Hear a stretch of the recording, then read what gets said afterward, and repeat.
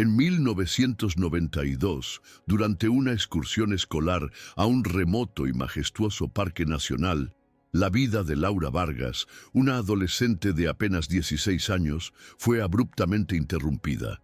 Desapareció sin dejar un solo rastro, una sola pista, como si hubiera sido engullida por el propio paisaje que tanto amaba. La investigación policial, tras semanas de búsquedas exhaustivas e infructuosas, llegó a una conclusión dolorosamente plausible. Laura se había perdido, una víctima trágica de la naturaleza salvaje e implacable. Para el mundo, el caso estaba cerrado, un lamentable accidente que se convertiría en una nota a pie de página en la historia del pequeño pueblo. Sin embargo, esa versión oficial ocultaba una verdad mucho más sombría, una herida que permanecería abierta, pulsando en silencio durante casi 2 décadas, esperando el momento en que un secreto enterrado finalmente saliera a la luz para reescribir la historia. Para la familia Vargas y para Sofía Méndez, la mejor amiga de Laura, los 18 años que siguieron fueron un laberinto de dolor e incertidumbre. Vivir sin respuestas es una forma de tortura silenciosa, un luto que nunca encuentra su fin. Cada día traía la misma pregunta sobrecogedora. ¿Qué le pasó realmente a Laura? La ausencia de un cuerpo, de una evidencia concreta, transformó la esperanza en una pesada carga, impidiendo que la herida cicatrizara. El tiempo, que debería curar, solo profundizaba el misterio, solidificando la desaparición de Middelsin. Laura como una leyenda local, una historia de advertencia contada en voz baja. Sofía, en particular, cargaba con el peso de la última conversación, de la última imagen de su amiga, una carga de culpa que la acompañaría en su viaje hacia la vida adulta, una sombra constante en su corazón. Todo cambió en 2010. La era digital, con sus conexiones invisibles y secretos guardados en servidores, fue el escenario de un giro inesperado que nadie podría haber previsto. Un correo electrónico, anónimo, un mensaje venido de la nada, llegó a la bandeja de entrada de Sofía. No contenía una larga explicación ni una disculpa, solo una única y devastadora frase. Esa frase, sin embargo, fue suficiente para destruir la frágil paz construida sobre la mentira de un accidente. No solo reabrió el caso, sino que apuntó a una nueva dirección, revelando que el responsable de la tragedia no era la naturaleza, sino una persona que estuvo presente todo el tiempo, una figura de autoridad y confianza. La verdad sobre el destino de Laura Vargas era mucho más terrible de lo que nadie jamás se atrevió a imaginar. Si crees que toda historia merece ser contada hasta el final, suscríbete a nuestro canal y activa las notificaciones para no perderte ninguna de nuestras investigaciones. Y para saber hasta dónde llegan nuestras historias, comenta abajo de qué ciudad y país nos estás viendo. Queremos conocer a nuestra comunidad. Para entender la profundidad de la tragedia que se abatió sobre el Parque Nacional de Ordesa, es necesario primero conocer quién era Laura Vargas, no como una víctima, sino como la joven vibrante y llena de promesas que fue. A los 16 años, Laura no era solo una estudiante, era una fuerza de la naturaleza intelectual, una mente brillante cuya curiosidad por el mundo era contagiosa. Querida por profesores y compañeros, poseía una gentileza innata y una madurez que desmentían su corta edad. En un mundo a menudo cínico, Laura veía belleza y orden, especialmente en el caos organizado de la vida salvaje. Ella era la promesa de un futuro luminoso, un alma gentil, destinada a dejar una huella positiva en el mundo, lo que convierte su desaparición no solo en una tragedia, sino en un robo al potencial que representaba para todos. La verdadera pasión de Laura, lo que hacía que sus ojos brillaran de entusiasmo, era la botánica.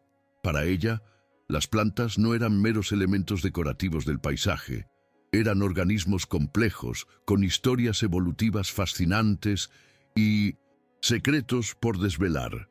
Su sueño, articulado con claridad y determinación, era convertirse en bióloga, viajar por el mundo descubriendo y catalogando especies raras. Sus cuadernos estaban repletos de dibujos meticulosos de flores y hojas, anotaciones detalladas y preguntas que pretendía responder algún día. Esta pasión no era un simple pasatiempo, sino la lente a través de la cual veía el mundo. Era una búsqueda incansable de conocimiento que definía su identidad y alimentaba su alma, convirtiendo aquella excursión escolar en el evento más esperado de su año. Lo que siempre hizo que la teoría del accidente fuera tan difícil de aceptar para quienes la conocían era su naturaleza inherentemente cautelosa y responsable. Laura no era una adolescente imprudente o impulsiva.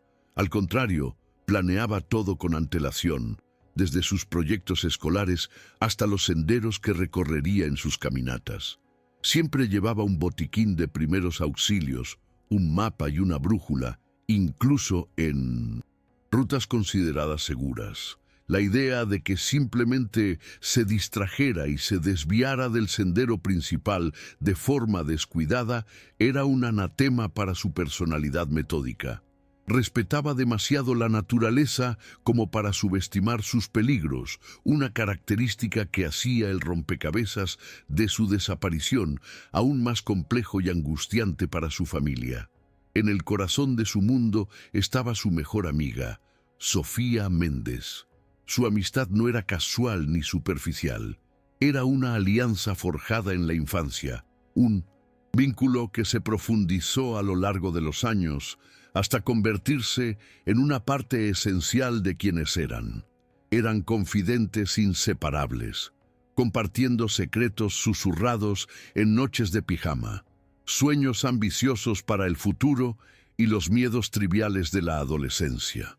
En una etapa de la vida marcada por la incertidumbre, su amistad era una roca, un puerto seguro. Sofía era la testigo de la vida de Laura y Laura la de Sofía. Navegaban por el mundo juntas y la perspectiva de cualquier aventura, especialmente una como la excursión a Ordesa, era siempre una experiencia para ser vivida en dúo. Se complementaban de manera perfecta. Mientras que Sofía era quizás más extrovertida y espontánea, Laura era la planificadora, la observadora, el ancla que mantenía sus aventuras con los pies en la tierra. Se entendían la una a la otra sin necesidad de palabras, comunicándose a través de miradas y sonrisas cómplices. El universo que crearon era exclusivo para ellas, un refugio contra las presiones y las expectativas familiares. Esa simbiosis emocional era tan fuerte que la ausencia de Laura crearía un vacío en la vida de Sofía que ni el tiempo, ni la distancia, ni siquiera la muerte podrían llenar por completo. La pérdida de Laura no fue la pérdida de una amiga, sino la pérdida de una parte de sí misma, una herida que definiría su viaje. La excursión escolar al Parque Nacional de Ordesa era para ellas el clímax de meses de expectación.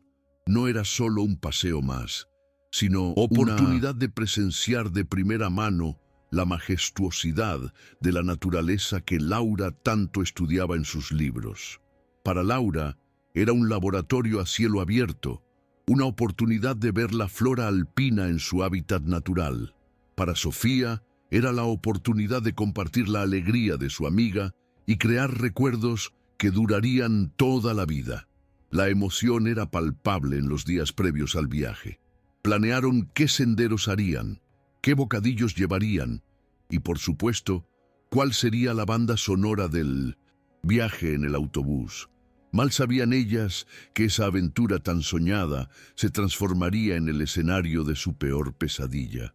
El Parque Nacional de Ordesa, con sus cañones profundos, valles verdes e imponentes picos, era un lugar de belleza deslumbrante y peligro latente. El paisaje, aunque magnífico, Era un laberinto de senderos que podían volverse traicioneros con un simple cambio en el clima. Para un grupo de adolescentes urbanos, era un mundo aparte, una invitación a la exploración, pero también un entorno que exigía respeto y cautela. La belleza del parque era, en sí misma, una dualidad, inspiradora e indiferente. La misma montaña que ofrecía vistas panorámicas impresionantes, también albergaba grietas ocultas y acantilados escarpados, capaces de tragarse un paso en falso sin dejar rastro, un hecho que se volvería terriblemente relevante. El día 15 de octubre de 1992 amaneció despejado y prometedor. La atmósfera en el autobús escolar era de pura euforia juvenil, una mezcla de risas, música y conversaciones animadas. Laura estaba en su elemento, con su cámara fotográfica colgada al cuello y una guía de campo en las manos, ya identificando árboles y pájaros por la ventana. Para todos a bordo era el comienzo de un día perfecto, un respiro de la rutina de aulas y exámenes. Nadie podría sospechar que aquellas horas de normalidad y alegría eran, en realidad, una cuenta regresiva hacia la tragedia. Eran los últimos momentos de un mundo que, para las familias Vargas y Méndez, estaba a punto de hacerse añicos irrevocablemente. A lo largo del sendero hacia el famoso mirador, la pasión de Laura era visible para todos. Se detenía con frecuencia, maravillada por la diversidad de la flora local, explicando a Sofía los nombres científicos de las plantas y sus propiedades. Su entusiasmo era tan genuino que era imposible no contagiarse. No solo estaba caminando, estaba leyendo el paisaje, descifrando las historias que cada flor y cada roca contaban. Este comportamiento, aunque típico de ella, fue posteriormente analizado hasta el agotamiento por los investigadores, visto como la causa principal de que se hubiera distraído. Pero para Sofía era simplemente Laura siendo Laura, completamente inmersa en el mundo que la fascinaba más que ningún otro. La última vez que Sofía vio a su mejor amiga fue un momento congelado en el tiempo, trivial en su normalidad, pero monumental en su consecuencia. Eran aproximadamente las 2:30 de la tarde. Laura, habiendo avistado una flor rara un poco fuera del sendero principal, se agachó para capturar la imagen perfecta. Miró a Sofía con una rápida sonrisa y dijo las palabras que resonarían en la mente de su amiga para siempre. «Ya te alcanzo, solo necesito esta foto». Fue una promesa casual, una certeza inquebrantable de un reencuentro que ocurriría en pocos minutos. Sofía continuó con el grupo, sin una pizca de preocupación, confiando plenamente en que Laura, la responsable y predecible Laura, estaría justo detrás de ella. Aquel instante marcó la frontera invisible entre el antes y el después. Fue el momento exacto en que todo cambió, aunque nadie lo supiera todavía. Mientras el grupo avanzaba, el sonido del obturador de la cámara de Laura fue su última contribución al mundo. El pequeño desvío, la búsqueda de un poco más de belleza, la promesa de un rápido regreso. Todos estos elementos se combinaron para crear el escenario perfecto para la desaparición. El sendero continuaba, el sol brillaba y la normalidad del día persistió durante 1 hora más, una frágil fachada que pronto sería destrozada por la ausencia ensordecedora de Laura Vargas en el punto de encuentro. La confianza de Sofía era absoluta. En su mente no había un escenario en el que Laura no apareciera.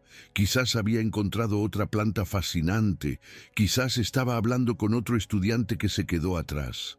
La posibilidad de un peligro real simplemente no existía en su concepción de la amiga. Laura era la persona más segura que conocía. Esta confianza inquebrantable haría la revelación subsecuente aún más impactante y dolorosa. La imagen de Laura agachada, enfocada en su flor, se convertiría en un fantasma, un recuerdo que Sofía repasaría innumerables veces buscando una señal, una pista, cualquier cosa que pudiera haber predicho el horror que estaba por venir. La dirección de la excursión estaba a cargo de Ricardo Morales, el joven y carismático profesor de historia. Era visto por todos los alumnos como una figura inspiradora, alguien que hacía el aprendizaje divertido y que trataba a los adolescentes con un respeto que otros profesores no demostraban. Su presencia en el viaje era una garantía de seguridad y organización. Conocía el parque y era el responsable final del bienestar de cada uno de los estudiantes. Esta percepción de fiabilidad y carisma lo colocaba por encima de cualquier sospecha. Él era el guía, el protector. Nadie podría imaginar que, detrás de aquella sonrisa, fácil y actitud amigable, se escondía un oscuro secreto capaz de conducir a la más terrible de las traiciones. La ironía de aquel día era abrumadora. Un viaje destinado a celebrar el conocimiento y la belleza del mundo natural se convertiría en el escenario de un acto de violencia humana brutal. El enfoque de Laura en una pequeña y delicada flor, un símbolo de vida y fragilidad, fue el preludio de su muerte. La confianza depositada en un profesor, una figura de autoridad y cuidado, sería la causa de su ruina. Los eventos que se desarrollaron en aquellos minutos en que estuvo fuera de la vista no tuvieron nada que ver con la naturaleza impredecible del parque, sino con la naturaleza calculadora y depredadora de un individuo en quien todos, especialmente ella, confiaban implícitamente. Y así, mientras el grupo se reunía en el punto de encuentro una hora después, la ausencia de Laura se notó por primera vez. Inicialmente, fue solo una pequeña inconveniencia, un retraso. Los profesores la llamaron, esperando oír su voz, respondiendo desde algún lugar cercano en el sendero.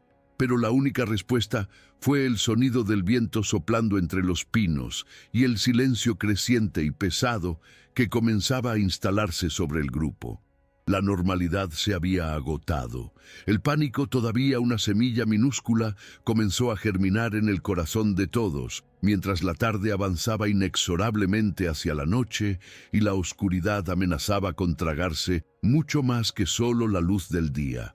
La transición de la preocupación al pánico no fue instantánea, sino un proceso gradual y tortuoso que se desarrolló a lo largo de una hora interminable. Al principio, los profesores llamaban el nombre de Laura con una autoridad paciente, esperando que emergiera de detrás de un árbol con una sonrisa tímida y una nueva flor que mostrar. Sin embargo, con cada llamada sin respuesta, el tono de voz se volvía más agudo, cargado de una urgencia creciente. El sol, ahora bajo en el horizonte, pintaba el cielo con tonos de naranja y púrpura, colores que normalmente serían hermosos, pero que en ese momento parecían siniestros, anunciando la llegada de la oscuridad. Los otros alumnos, antes ruidosos, ahora estaban en silencio, sus rostros reflejando la misma ansiedad que veían en sus maestros, comprendiendo colectivamente que algo estaba terriblemente mal. El miedo se consolidó cuando apareció la primera estrella en el cielo. Fue en ese momento que la fría y dura realidad se impuso. Laura no estaba simplemente retrasada, estaba perdida. Lo que siguió fue una búsqueda inicial caótica, impulsada por la adrenalina y la desesperación. Profesores y algunos alumnos mayores gritaban su nombre, sus voces siendo absorbidas por la vastedad del bosque que se volvía cada vez más oscuro y amenazante. La decisión de contactar finalmente a los guardas del parque y a la policía fue una admisión de derrota, un reconocimiento formal de que la situación se les había ido de las manos. Para el profesor Ricardo Morales, en particular, esa llamada telefónica marcó el inicio de una larga y elaborada actuación de preocupación e impotencia, la primera de muchas mentiras. La respuesta de las autoridades fue rápida y masiva. Al amanecer del día siguiente, el parque se había transformado en un centro de operaciones de búsqueda y rescate. Guardas forestales, expertos en supervivencia, equipos de policía con perros de rastreo y el sonido constante de las aspas de los helicópteros cortando el aire componían la escena. El esfuerzo era monumental, un testimonio de la seriedad con la que se trató la desaparición de una adolescente. Se extendieron mapas topográficos sobre los capós de los coches y el terreno accidentado se dividió en cuadrantes, con equipos designados para peinar cada metro cuadrado. La movilización a gran escala trajo un soplo de esperanza a la familia Vargas, que se aferraba a la creencia de que, con tantos recursos, encontrar a Laura era solo cuestión de tiempo. Sin embargo, el optimismo inicial comenzó a disiparse a medida que los días se convertían en semanas. La frustración crecía con cada informe de campo que llegaba vacío. Los perros no encontraban ningún rastro. Los helicópteros no avistaban ningún color anómalo en el paisaje. Y los equipos de búsqueda no encontraban absolutamente nada que perteneciera a Laura. Ni su mochila, ni su cámara, ni siquiera un trozo de tela de su ropa. Era como si la tierra se la hubiera tragado, sin dejar rastro. La ausencia total de 1200 evidencias era desconcertante y alimentaba las teorías más dispares, pero para los investigadores hacía el trabajo casi imposible. El parque, con su belleza indiferente, guardaba su secreto de forma implacable, frustrando la lógica y la tecnología humana.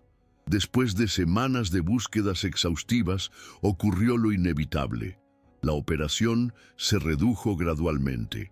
La esperanza de encontrar a Laura con vida dio paso a la sombría probabilidad de una misión de recuperación de cuerpo, e incluso esa esperanza se desvanecía con cada día que pasaba sin nuevas pistas. El invierno se acercaba, y las condiciones en el parque se volverían aún más peligrosas. La policía, enfrentada a la falta de cualquier evidencia de crimen y a la imposibilidad de continuar la búsqueda indefinidamente, tuvo que tomar una decisión. El caso, que había comenzado con una urgencia frenética, comenzó a enfriarse, convirtiéndose en un expediente en una estantería, un misterio sin resolver que atormentaría a todos los involucrados. Ante la presión por obtener respuestas y la ausencia de cualquier otra línea de investigación, la policía solidificó su teoría oficial. Laura Vargas, fascinada por la flora, se habría aventurado fuera del sendero, perdido el sentido de la orientación y en el terreno accidentado y traicionero, sufrido una caída fatal en una de las muchas grietas o barrancos que salpican el paisaje de Ordesa. Su cuerpo, presumiblemente, se encontraba en un lugar inaccesible, quizás para siempre fuera del alcance de los equipos de búsqueda. Esta explicación era lógica, plausible y, sobre todo, conveniente. Cerraba el caso con la etiqueta de accidente trágico, ofreciendo una narrativa que, aunque dolorosa, era comprensible y no requería más recursos de investigación, cerrando oficialmente el libro sobre la desaparición. Para la familia Vargas y para Sofía, esta conclusión oficial era una píldora amarga, imposible de tragar. Aunque la lógica apuntaba a un accidente, sus corazones e intuición les decían que algo faltaba. La imagen de una Laura responsable y cautelosa chocaba violentamente con la narrativa de una joven que se perdería de forma tan descuidada. El cierre del caso no trajo paz, sino un sentimiento de abandono. Los dejó atrapados en un limbo, con una historia oficial que no llenaba el vacío dejado por Laura.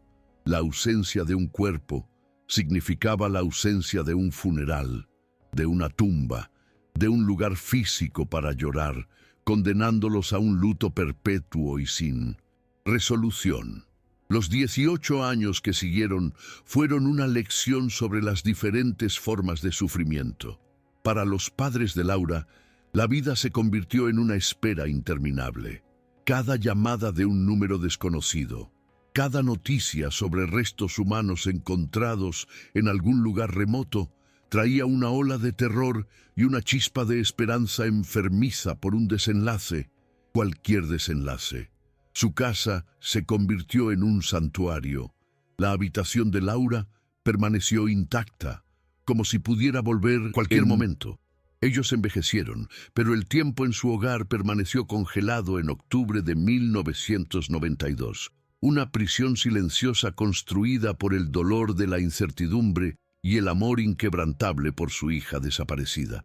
Sofía, por su parte, canalizó su dolor en un ritual de memoria.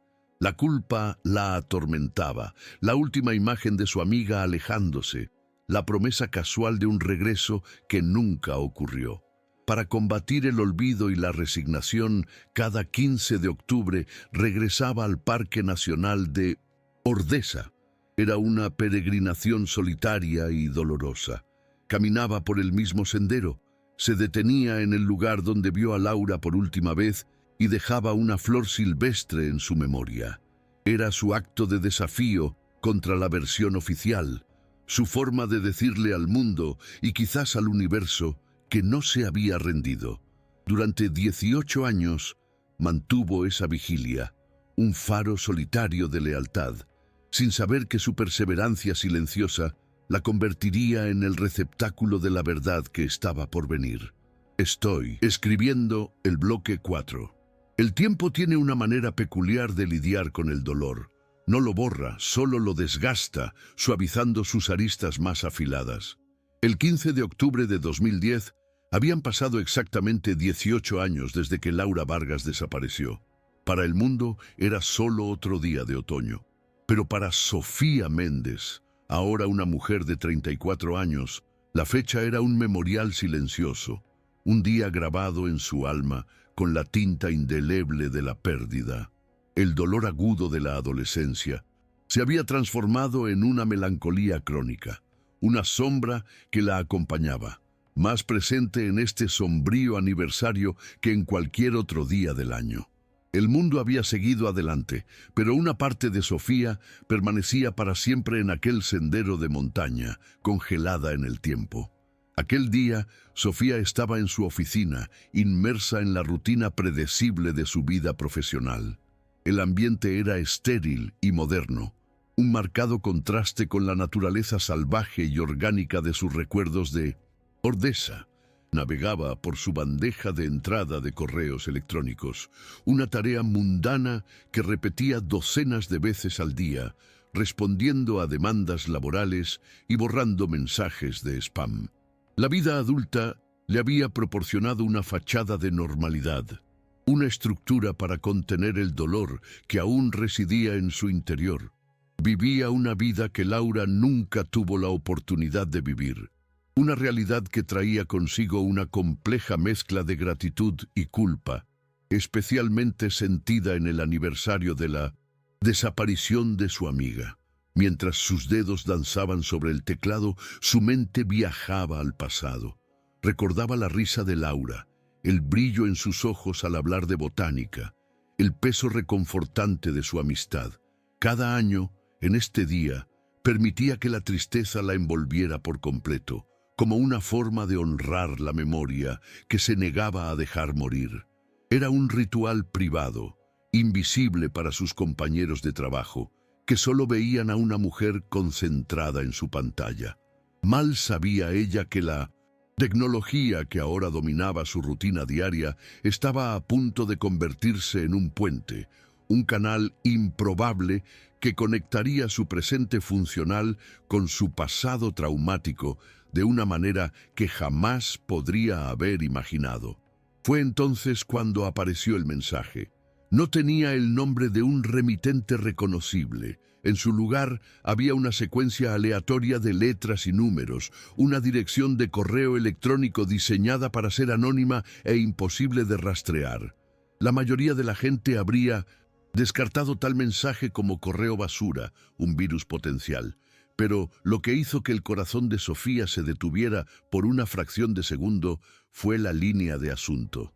Eran solo 4 palabras, pero para ella contenían un universo de significado y dolor. Escrito en letras simples y negras en la pantalla estaba Mirador de Ordesa 92. El nombre del lugar exacto, el año exacto. No era spam, era un mensaje del pasado. Una ola de frío recorrió su cuerpo, un escalofrío que comenzó en la nuca y bajó por su espalda. El tiempo pareció detenerse. Los sonidos de la oficina, el zumbido de los ordenadores, las conversaciones apagadas desaparecieron, reemplazados por el sonido de su propio corazón latiendo descontroladamente en sus oídos. 18 años de silencio, de preguntas sin respuesta, de aceptación resignada. Y ahora esto, un mensaje de la nada, en el día exacto del aniversario.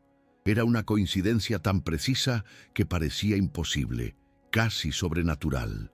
Su mano, que antes tecleaba con eficiencia, ahora temblaba incontrolablemente mientras se cernía sobre el ratón, dividida entre el miedo aterrador de lo que podría encontrar y la necesidad desesperada de saber. Por un largo momento, solo miró la pantalla. Abrir ese correo era cruzar un umbral del que no habría retorno. Era reabrir una herida que había aprendido a soportar, pero que nunca había cicatrizado por completo. Era la posibilidad de que todo lo que creía sobre aquel día estuviera equivocado. El miedo era paralizante, pero la semilla de esperanza que el mensaje plantaba era más fuerte. La esperanza de una verdad, de un cierre, de justicia para Laura. Respirando hondo, como si se sumergiera en aguas profundas y heladas, Sofía Méndez reunió todo su coraje y con un clic tembloroso abrió la puerta a un secreto que había permanecido enterrado durante 18 largos años. El cuerpo del correo estaba casi completamente vacío. Un espacio en blanco que parecía amplificar el poder de las pocas palabras que contenía. No había saludos, ni explicaciones, ni una disculpa por el silencio. Solo había una única frase, corta y directa, escrita en español. Una frase que, en un instante, invalidó la conclusión de la policía, el dolor de una familia y 18 años de incertidumbre. Las palabras brillaban en la pantalla, ardiendo en su mente. Laura no se calló. Pregúntale al profesor de historia. Cada palabra era un golpe, una revelación que reconfiguraba toda su comprensión de aquel día fatídico. Laura no se calló. La primera parte de la frase confirmó la sospecha que Sofía había albergado en su corazón durante casi 2 décadas. No había sido un accidente. La cautelosa y responsable Laura no había simplemente resbalado hacia la muerte. La intuición que le decía que la historia oficial estaba equivocada, la sensación de que algo más sombrío había ocurrido, todo eso fue validado en un solo momento. Una ola de vindicación mezclada con horror la inundó. Su amiga no fue víctima de la indiferencia de la naturaleza, sino de la intención de alguien. El dolor de la pérdida se vio súbitamente agravado por la certeza de la violencia, de la traición. Entonces, la segunda parte del mensaje la golpeó con la fuerza de un impacto físico. Pregúntale al profesor de historia. La instrucción era específica, inequívoca. Solo había un profesor de historia en aquella excursión, el organizador, el líder carismático en quien todos confiaban sus vidas. Ricardo Morales.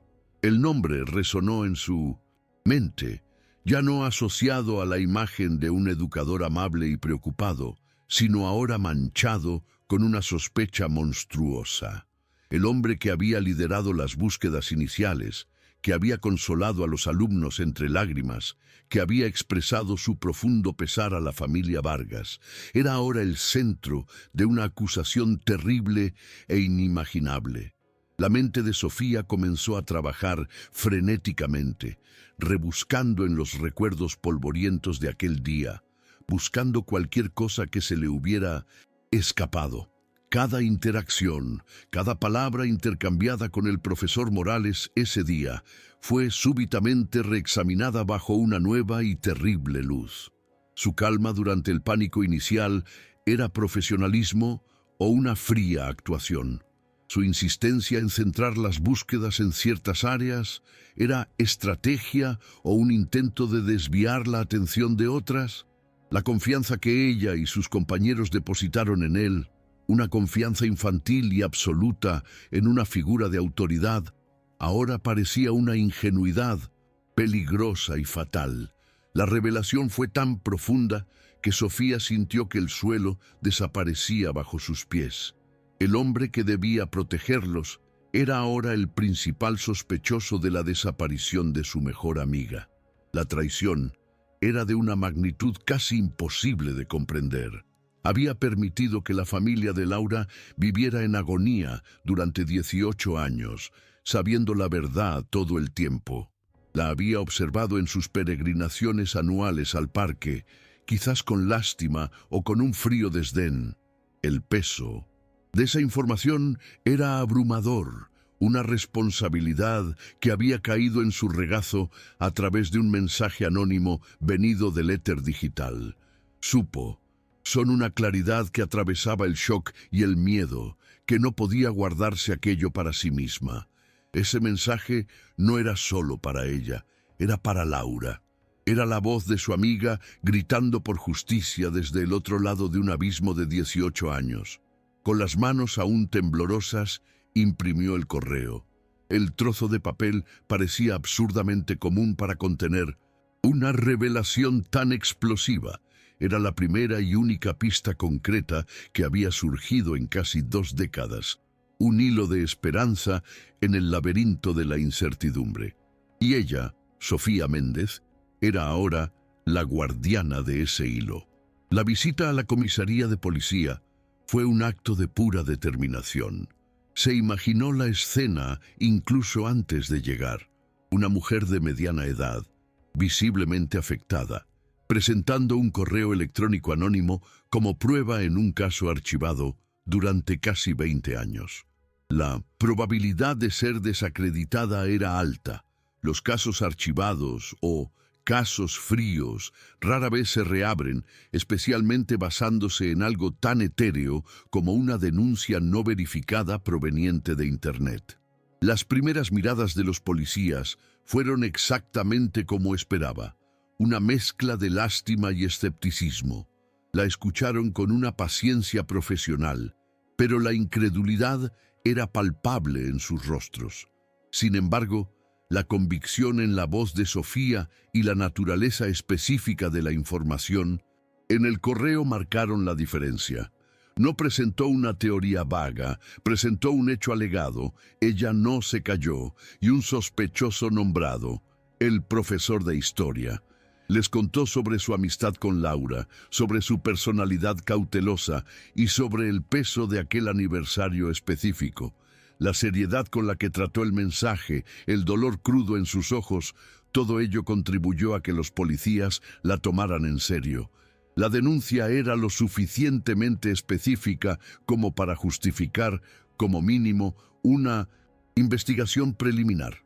El escepticismo inicial de los detectives comenzó a dar paso a una curiosidad profesional.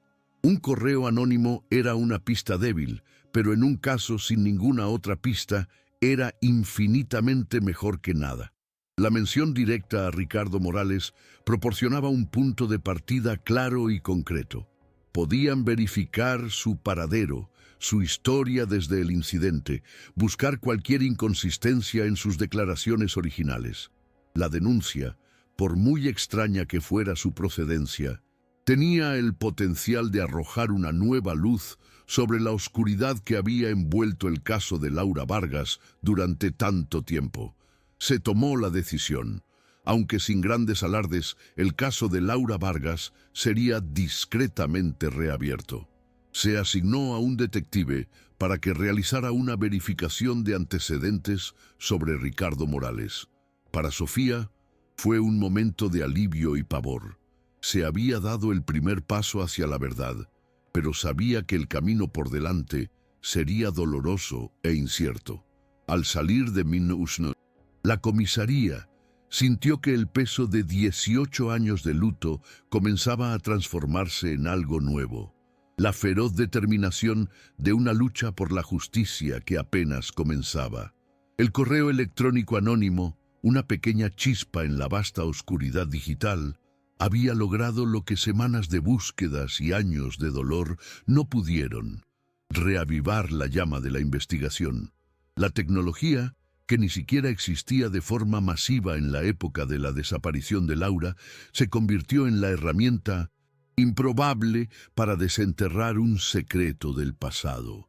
La persona que envió el mensaje, oculta tras el velo del anonimato, había puesto en marcha una cadena de acontecimientos que conduciría a una verdad impactante, demostrando que, por muy profundo que se entierre un secreto, la conciencia humana y la búsqueda de justicia pueden, eventualmente, encontrar un camino para sacarlo a la luz.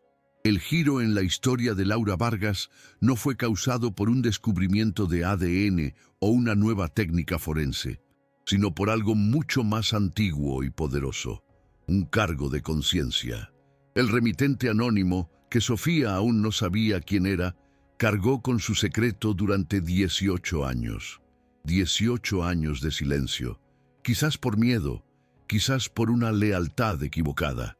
Pero el tiempo no borró la imagen de lo que él o ella vio aquel día. Y finalmente, impulsado por una necesidad de redención o justicia, este testigo silencioso decidió hablar de la única manera que se sentía segura, encendiendo la mecha que haría que toda la verdad saliera a la luz. La reapertura de un caso archivado durante 18 años no comenzó con una explosión, sino con un susurro. Los detectives, actuando en base a la denuncia anónima de Sofía, iniciaron una discreta investigación sobre la vida de Ricardo Morales. El primer paso fue desenterrar los polvorientos expedientes de 1992, releyendo sus declaraciones originales y las notas de los investigadores de la época. A continuación, trazaron el curso de su vida en los años que siguieron a la tragedia.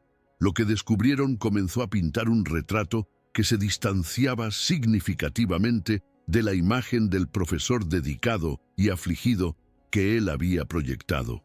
El hombre que existía en 2010 no parecía ser el mismo hombre de 1992, y esa discrepancia fue el primer cabo suelto del que los investigadores comenzaron a tirar. Los registros revelaron la primera señal de alerta. Pocos años después de la desaparición de Laura, Ricardo Morales abandonó la carrera de profesor, una profesión que supuestamente amaba. Se mudó de la ciudad, cortando lazos con antiguos colegas, y aceptó una serie de trabajos que lo mantenían alejado del público. En el momento de su localización por la policía, llevaba una vida notablemente solitaria, casi ermitaña, en un pequeño pueblo a cientos de kilómetros de distancia de Ordesa. Este patrón de autoaislamiento y la huida de una carrera prometedora eran comportamientos clásicos de alguien que huye de algo, un trauma o quizás un secreto. Inconfesable para los detectives, este historial no probaba su culpabilidad, pero ciertamente aumentaba el humo en torno a su nombre. El acercamiento inicial fue cuidadosamente orquestado. Dos detectives hicieron una visita sin previo aviso a la casa de Morales con el pretexto de una revisión rutinaria de casos archivados. Su apariencia sorprendió a los policías que habían visto sus fotos de 1992. El carisma juvenil había sido reemplazado por un semblante cansado y ojos atormentados. Inicialmente se mostró cooperativo, recitando la historia del trágico accidente con una familiaridad ensayada, como un guión memorizado hace mucho tiempo. Habló del dolor de aquel día, de la culpa del superviviente, de la pérdida de una alumna brillante. Su actuación era casi perfecta, pero los detectives, entrenados para detectar fisuras en las fachadas, notaron un temblor casi imperceptible en sus manos y la forma en que evitaba el contacto visual directo. El punto de inflexión en la entrevista llegó cuando los detectives cambiaron de táctica. Uno de ellos, en un tono tranquilo y directo, dijo: «Señor Morales, hemos recibido nueva información. Tenemos motivos para creer que Laura Vargas no se cayó accidentalmente. Creemos que otra persona estaba con ella». Observaron atentamente su reacción. Por un breve instante, la máscara de Morales se cayó. Una ola de pánico cruzó sus ojos. Una microexpresión de terror puro que duró menos de un segundo, pero que fue suficiente. Negación que siguió fue vehemente, pero sonó hueca, frágil. La compostura que había mantenido durante 18 años comenzó a desintegrarse bajo el peso de una sola frase, la misma que lo había cambiado todo para Sofía. Llevado a la comisaría para un interrogatorio formal, la presión sobre Ricardo Morales aumentó exponencialmente. Lejos del entorno controlado de su casa, enfrentado a las preguntas incisivas y a la creciente certeza de los detectives, su resistencia se derrumbó. Los muros que había construido alrededor de su secreto durante casi 2 décadas se vinieron abajo en una avalancha de emoción.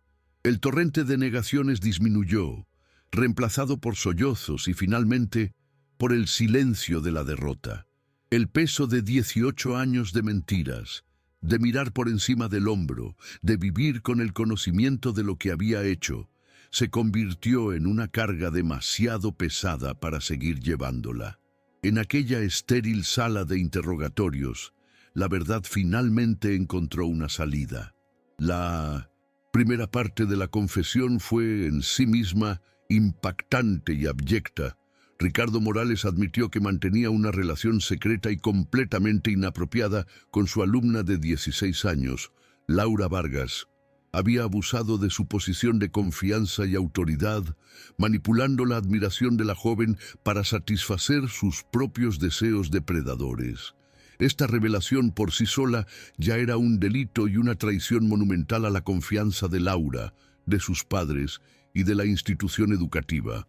Explicaba la necesidad de secreto y arrojaba una luz enfermiza sobre la naturaleza de su interacción con ella, transformando la imagen del profesor carismático en la de un manipulador calculador. Luego narró los fatídicos eventos de aquel día en el sendero. Según Morales, Laura, atormentada por la culpa y la naturaleza incorrecta de la relación, decidió que quería terminarlo todo. Más que eso, planeaba confesarlo todo a sus padres y a la dirección de la escuela, buscando una forma de redimirse y de exponer lo que él había hecho. Para Morales, esa amenaza significaba la ruina total. Su carrera, su reputación y su libertad se acabarían.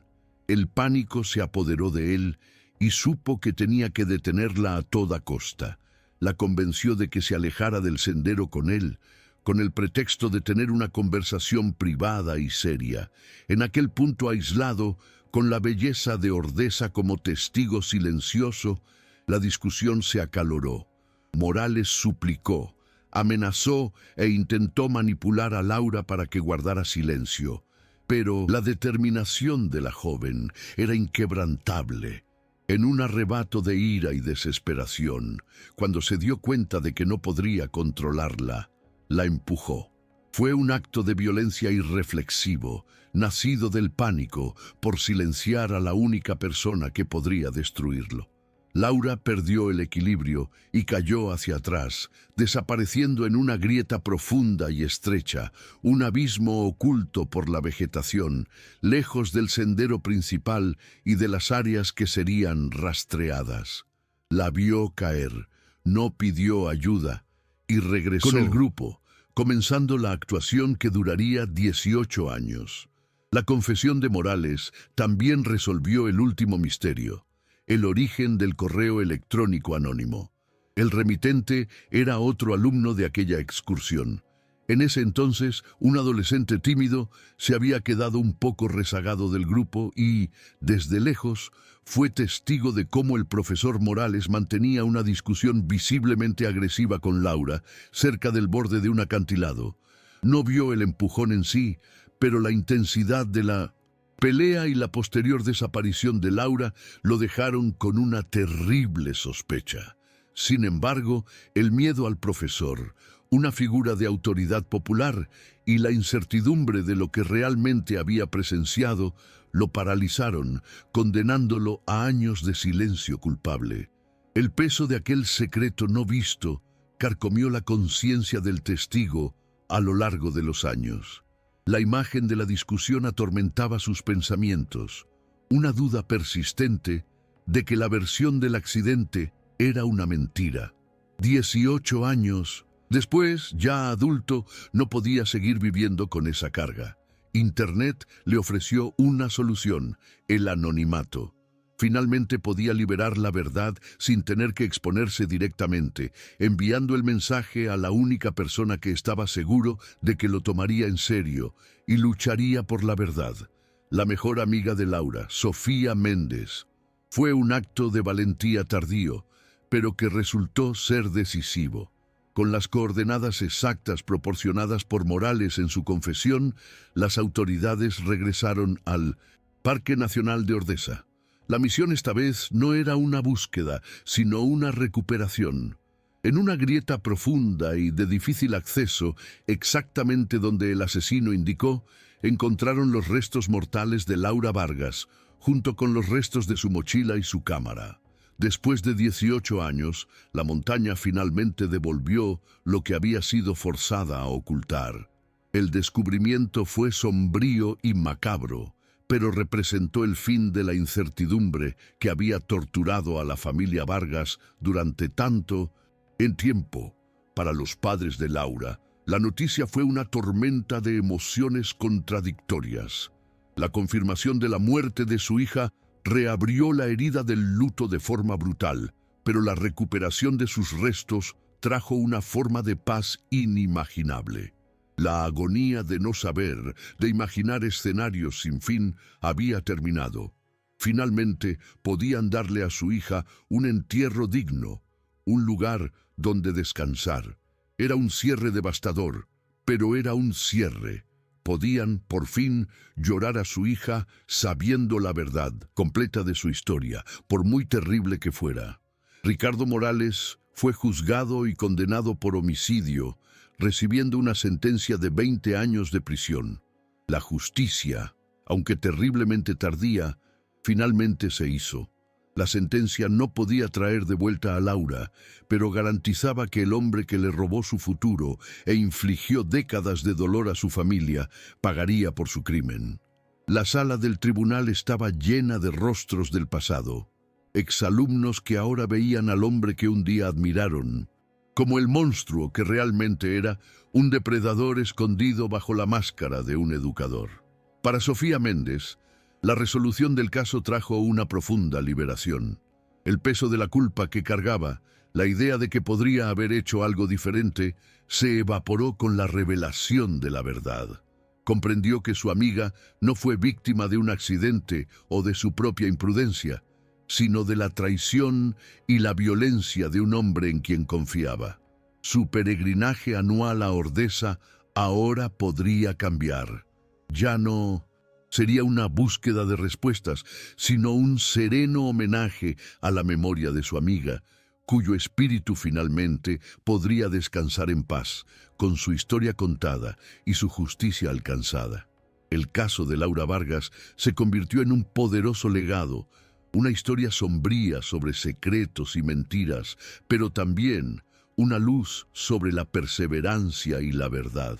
Sirve como un recordatorio de que nunca se debe renunciar a un caso archivado, pues la verdad puede estar al acecho en un correo electrónico anónimo, en 1960, una conciencia culpable o en la determinación incansable de una amiga leal.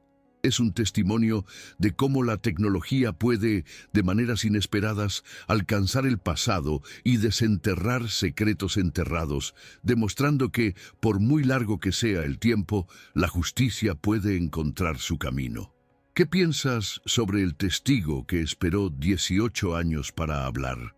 ¿Justifica el miedo el silencio durante tanto tiempo o debería haber llegado antes la justicia? ¿Y hasta qué punto la tecnología, como un simple correo electrónico, está cambiando la forma en que resolvemos crímenes del pasado? Deja tu opinión en los comentarios. Queremos saber qué piensas. Si crees que historias como la de Laura Vargas necesitan ser contadas para que ninguna víctima sea olvidada, por favor, dale me gusta a este video. Tu me gusta nos ayuda a llevar estas importantes narrativas a más personas. Suscríbete al canal y comparte esta investigación con alguien que también se interese por los misterios reales.